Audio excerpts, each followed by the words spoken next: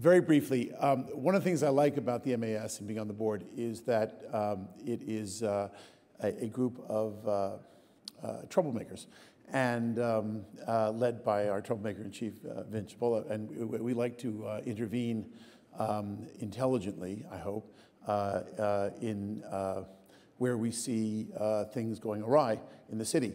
And we're usually plotting interventions of one kind or another with the city's betterment in mind, some of which Vin and I are working on right now. I think that perhaps why he gave me the lucky draw to introduce this segment.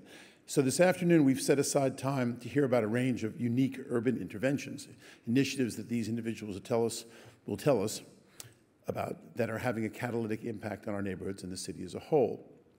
The MAS Summit has become a tremendously important forum to the city to discuss smart new approaches to our own unique form of urbanism that is New York. It provides us all with a chance to meet others from industry, government, the community, arts, and cultural groups, planners, and designers to compare notes on what we think is working well and where we need better approaches, which is often. MAS is committed to supporting the kind of entrepreneurial energy and nimbleness that creates wealth, opportunity, and new approaches to the challenges any city with the intensity and vibrancy of New York City faces every day.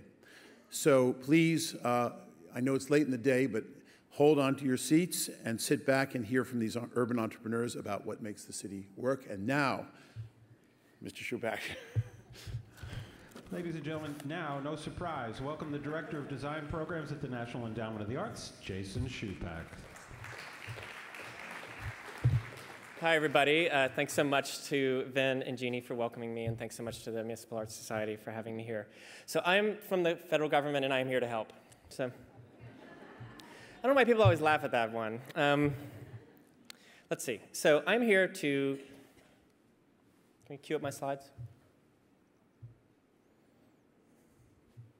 All right, so I am here to talk about, the next slide, please. Let's see if I can get this to work. Can you tell I went to MIT? I'm so good with technology. So I'm here to convince you that design matters. If I do my job right today, you'll walk away knowing why design is such an effective tool to better our lives, how the federal government supports design, and why design is so important to this city. So why does design matter?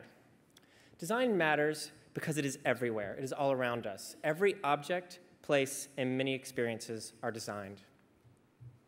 Design matters because it solves problems. It's a problem-solving tool that transforms an idea into a tangible reality. Good designers take their creative genius and apply it to the most difficult problems in our lives and come up with solutions. How do you get safe bike lanes on a busy DC street? How do you help older people open a tight jar? Design matters. Design matters because better designs last longer and save money. A recent British government study showed that for every dollar invested in effective design, you save $26. The federal government believes that design matters. The federal government understands that design has economic, social, and environmental payoffs for communities. And as you can see here, it has bipartisan support. So what does the NEA do to support design for American citizens? Well, quick question first. Who's actually heard of the design department at the National Endowment for the Arts? Okay, ouch. You know, it's okay. I won't take it personally. It's pretty simple to understand. We really just do two things well.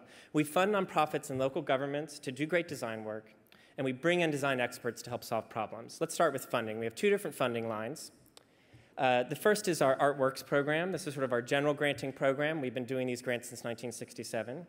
We fund conferences, convenings, collaborative technology projects. We fund exhibits like this one at this storefront for architecture, art and architecture. There's a great one we just funded right there, right now, all about 100 unbuilt projects in New York City. Go check it out. We'd fund planning projects, such as this work by the University of Arkansas Community Design Center. We fund publications, like this book by Public Architecture and John Carey on pro bono architecture work. We fund youth programs, such as Cornerstone Community Partnerships, work in Santa Fe. They teach kids Adobe restoration skills. These are some of the most troubled kids in their community.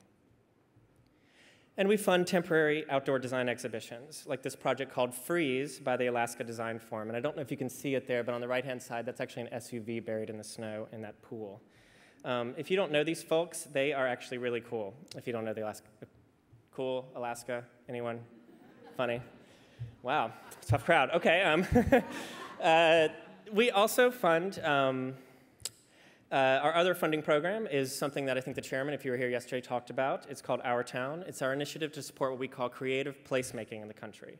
Creative placemaking is when you strategically shape the physical or social character of a neighborhood around arts or design activities.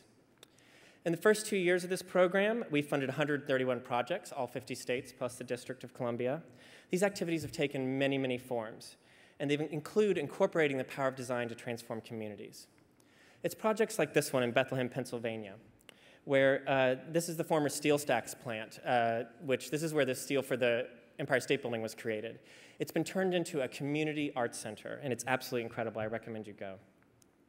Or the creation of a new drive-in theater in Marfa, Texas. This will be a project that will be built on the park that's used the most by the Latino community there, and will finally kind of bring together the arts and the Latino community in that project. It's designed by Moss Architects.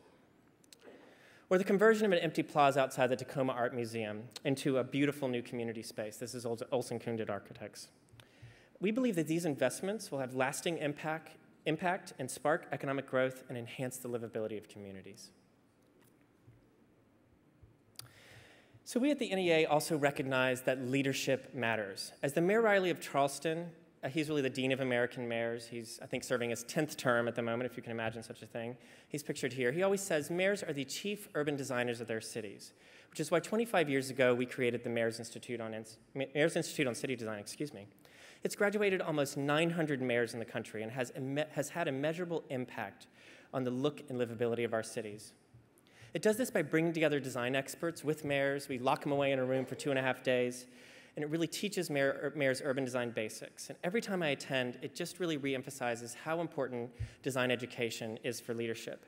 And in those sessions, I've really learned a lot about the role of urban design. I want to kind of share 8 quick lessons for you guys. I kind of call these the lessons that every planner and designer just kind of assume everyone knows, but they actually don't. So lesson 1. Design matters because it solves urban challenges. Again, design is a problem-solving tool that can help solve urban challenges too, including all the ones you see here. The secret, though, is to get designers out of their silos and to connect them to the people who are actually working on these issues in your community. Lesson 2, the public realm matters. Mayor Riley likes to talk about that in public space, every citizen's heart should sing. I think everyone here recognizes that. Better streetscapes and public spaces have less crime, boast higher pedestrian activity, and increased economic activity. To get these spaces, how buildings meet the street matters, the design of the street itself matters, the materials you use matter, the scale and the size of the spaces matter, and the buildings matter. At the Mayor's Institute, we always talk about how important it is to incorporate designers whenever you're having these kind of development conversations. And the little details like maintenance matters. It shows respect for the public when you respect public space. Lesson 4, transit matters. The diversity of modes of transit matter in a great city.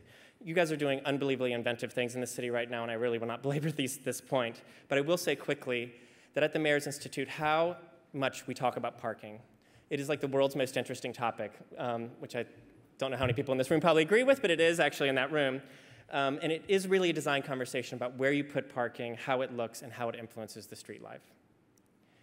Zoning and regulations matter. Okay, there's no need to tell an MAS crowd that zoning matters, but I'll just reinforce it here. It really matters. We need to change 20th century regulations that stand in the way of innovation. One of the great challenges of our time is how to build regulations that allow the kinds of diverse, interesting mixes of uses that we know make great neighborhoods. And yes, density is a great thing, but it matters how the density is designed and what happens within that density. Do we want to end up repeating the mistakes of the 60s and end up with some of the Chinese cities and how they look here? I don't think so. James Jacobs was right. Design matters because we want diversity in scale, human scale. We want diversity in size so that many different uses can take place. Civic engagement matters. Design review matters. You as citizens must demand good design by participating in public processes. Support and reward good design. Ensure and demand that design is a priority. It does not happen without you. Small matters. We all know there is limited funding at the moment to do projects, so try small things, be experimental. There's this absolute explosion of what people are calling spontaneous interventions. I think you've seen many of these presented here over the past 2 days. It's this nascent movement of designers acting on their own to initiate and solve problematic urban solutions. I'm just showing one example here. This is a parklet. These are sort of when you put a park temporary in a parking space. Look up Parking Day, it's cool. Probably the best information you can find about this trend right now is the US Pavilion at the Venice Architectural Biennale featured these, and you can go to www.spontaneousinterventions.org and see about 124 different projects. And finally, beauty matters. Aesthetics are subjective, but good design is not. A recent Gallup poll showed that aesthetics was one of the top 3 reasons why someone loves living in a city. And I think JFK said it best. I look forward to an America which will not be afraid of grace and beauty, which will build handsome and balanced cities for our future. Can I just get a round of applause for beauty, please? I think it's that important. Okay, I know that was a really quick 101 on urban design and the NEA's role in design, but I just want to wrap up by making an actual suggestion to MAS. I know the theme of this convening is density, development, and diversity. Can I suggest adding just a 4th D? I bet you can all guess what it is. It's design, and why? Because, say it with me, everyone, design matters. That wasn't very good. Say it with me, everyone, design matters. Thank you. Thank you all so much, and have a wonderful rest of your conference.